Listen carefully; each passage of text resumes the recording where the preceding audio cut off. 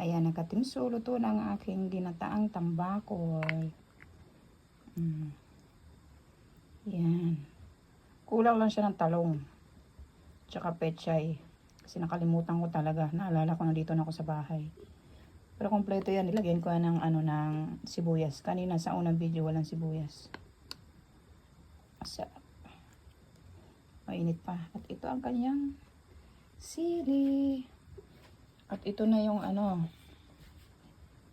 yung pansit palabok. Yung pansit palabok pala ginamit ko dun, hindi yung pansit na na bihon. Saglit lang.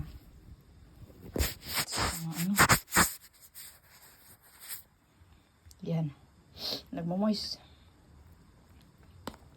Pero masarap siya. Para maiba naman, hindi puro pansit lang. Masarap siya, promise. Subukan nyo rin magluto ng ganito.